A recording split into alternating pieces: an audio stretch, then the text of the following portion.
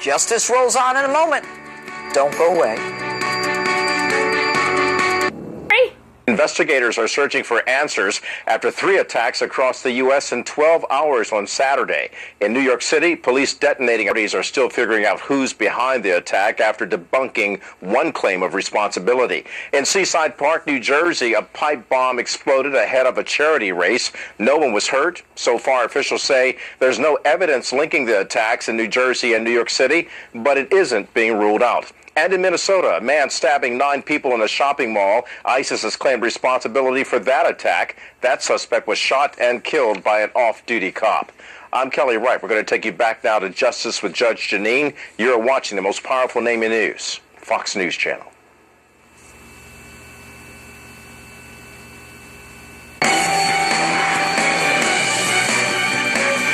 A lot of developing stories tonight, so let's get right to it with my political panel, Republican strategist and Fox News contributor Tony Tayeg and Democratic strategist Stephen Sigmund. All right, guys, let's start with the big story of the day. Obviously, the issue of terrorism. Minnesota, New York, New Jersey. How is this going to impact the race, Tony? Well, you looked at the Fox News poll, and it shows that they're actually relatively close in the amount of credit people give to either for being able to handle the issue. But when you really dig deeper into these polls, the people who care about terrorism most actually trust Donald Trump most. So as this elevates as a concern, and now we're within 52 days of this campaign, Judge, this election, it does benefit him, especially when you see how measured his response was to this series of attacks. And furthermore, when you think about the fact that Hillary Clinton this morning, or at least recently, had been basically calling this an act of terror, you can see she's very defensive because she understands people question her beliefs on that. I don't. The only thing I agree with that Tony just said is that they're close. Does it impact the race? Yeah. You think it helps Donald? No doubt. You think it helps Hillary? I actually think, yeah, if the rest of the race, I think if the rest of the race is on issues at all, it helps Hillary, because whenever they talk about policy, she does better than he does, because he doesn't really have any policy plans. But just let me just respond to the notion of a measured response. Yeah. Because his initial response was not measured at all. His initial response was, in fact, that not went off to New York and nobody knows exactly what's going on. It's correct. A tough time. We got to get tough. And she says, I've been briefed on the bombings in New York and New Jersey.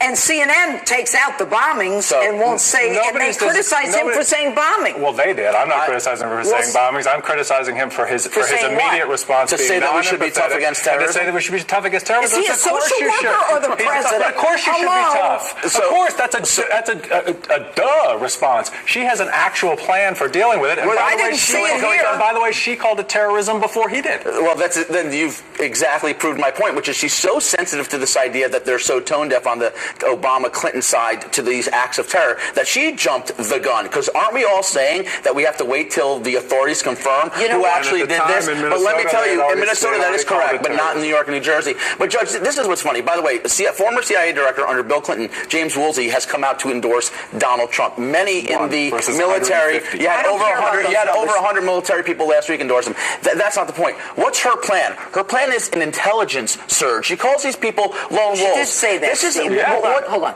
She did say that. I agree. What's his plan? What is it? What's his plan? I'll tell you right now. What is his plan? Domestic terrorism. At the moment, what he said about domestic terrorism is a completely unconstitutional. There is extreme vetting. It takes 18 to 24 months. No. Even the head of the FBI said, I have no database against which to compare.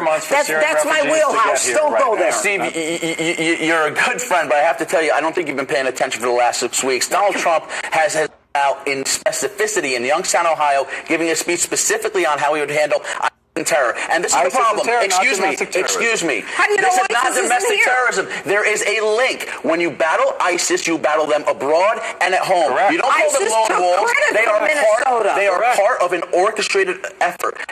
Focusing on here. So Hillary Clinton, her idea is to call the are hollow points. What does that mean? Does that mean she's going to actually surveil Muslim communities? Is she going to surveil mosques? Is she going to number of FBI's following up on cases like this? No, she's not. Tony, you don't have to go there.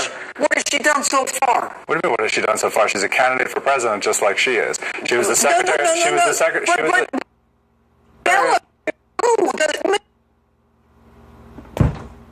She was not the president of the United States. She was Secretary of State. She was in charge of She was foreign Secretary of State policy until 2011, and in 2011, ISIS had barely developed. 2011. Yeah, 2011. She had barely developed. Let's go back. Hold on. Donald Trump's plan is Barack Obama's plan and Hillary Clinton's plan, plus notion about a loyalty test that any terrorism who's trying to get states would specifically target the countries in the Middle East to stop people from coming into them.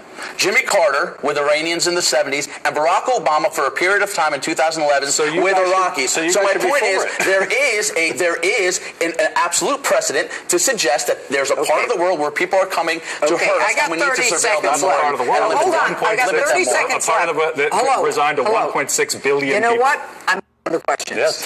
She's called them every name in the book. What's she got left? What do you mean, what she got left? She's called them a misogynist and a racist and a xenophobe.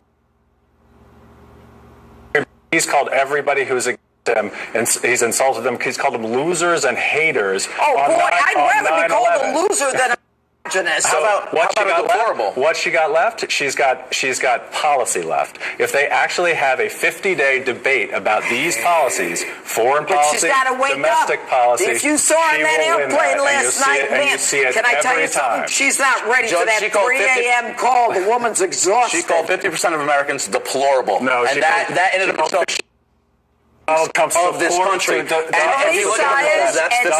Sigmund, Americans haters and losers. Thanks for being with us. And next, GoPac Chairman David Avella is standing by. He wants to talk about the ever-tightening race and Donald Trump's chances of victory. Don't go.